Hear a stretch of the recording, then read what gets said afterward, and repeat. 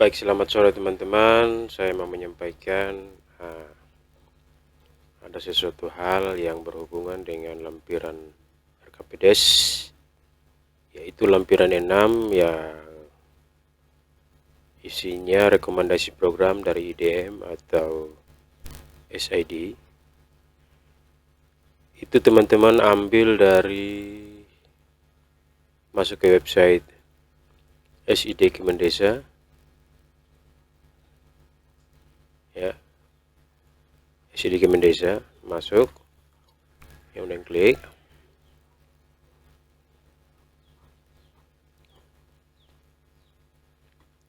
kemudian masuk ke profil, klik profil, kemudian teman-teman mengetik nama desa, ya. Saya ambil contoh misalnya Hundi Hopo, ya, langsung diklik, kemudian teman-teman turun ke bawah, ya, maksudnya di scroll ke bawah. Nah, ini dia. Untuk mengambil programnya ini teman-teman tidak bisa mendownload, hanya bisa dilihat dan diketik. Atau teman-teman punya browser bisa print, ya, arti bisa. Teman-teman tinggal misalnya di SDGs pertama di Santa Kemiskinan ini, tinggal klik, maka muncul tabel seperti ini. Nah, tabel seperti ini khusus untuk rekomendasi program ini yang teman-teman kasih masuk di lampiran 6 tabel RKPDes. Ini ya diketik, kasih masuk ke sana. Ya. Itu per bidang dan bidangnya teman-teman kasih masuk semua. Jadi itu mulai dari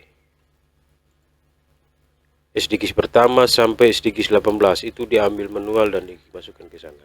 Ya, ini yang kedua. Kemudian yang ketiga, ini dikasih masukan. Nah, ini sudah rekomendasi program sesuai dengan inputan IDM dan SDGs teman-teman yang sudah diinput melalui aplikasi SDGs. Nah, ini rekomendasi programnya.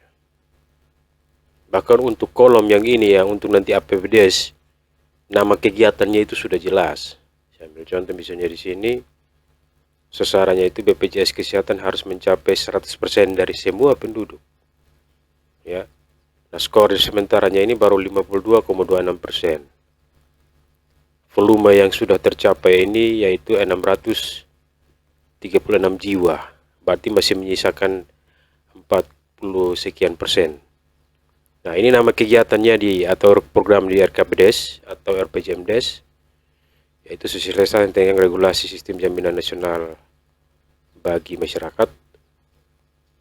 Sub kegiatannya itu adalah masuk di sub bidang kedua, sub bidang kesehatan, kegiatan penyuluhan dan pelatihan bidang kesehatan untuk masyarakat, tenaga, dan kader kesehatan dan lain-lainnya. Kemudian yang kedua, program yang kedua, pemberian bantuan BPJS Kesehatan bagi masyarakat. Itu masuk di bidang 2, sub bidang kesehatan, kegiatan perlindungan sosial untuk peningkatan akses ibu hamil dan menyusui serta balita terhadap jaminan kesehatan dan menyusui serta balita terhadap jaminan kesehatan. Jadi teman-teman tinggal pelajari dari sini. Nah, ini kelemahannya tidak bisa di-download. Mungkin print juga tidak bisa, saya ambil contoh cetak. Ya. Nah, ini dia kosong. Berarti teman-teman harus mengambilnya secara manual, ketik secara manual.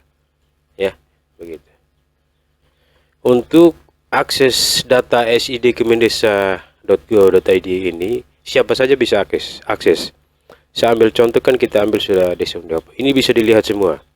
Mulai dari yang pertama, pemutahiran SDGs itu dilakukan hari terakhir itu 27 Oktober untuk data warga atau data individu.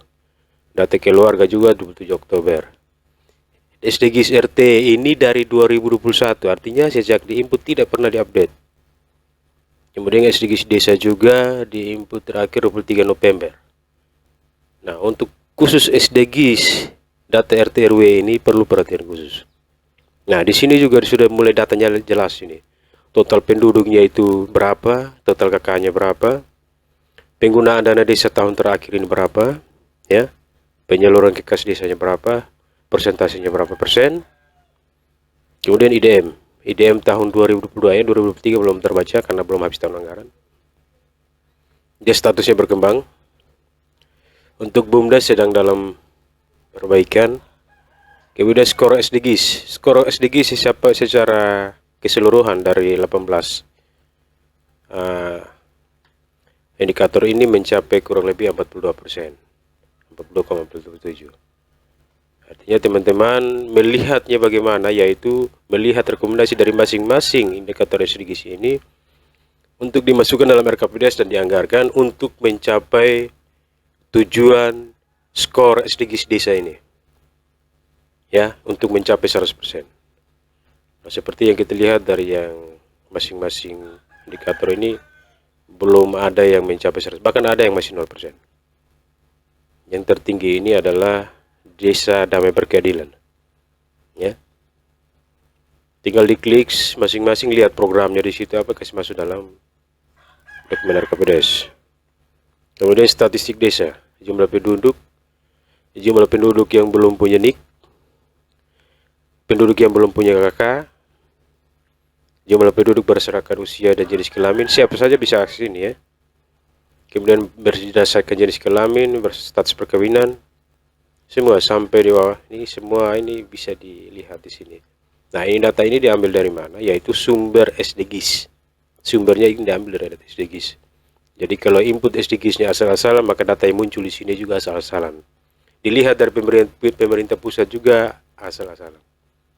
Ya, jadi itu untuk sebagai informasi untuk kawan-kawan untuk mengambil rekomendasi program dari SDGs untuk dimasukkan dalam dokumen RKPDS khusus lampiran 6, yaitu rekomendasi program yang diambil dari data SDGs.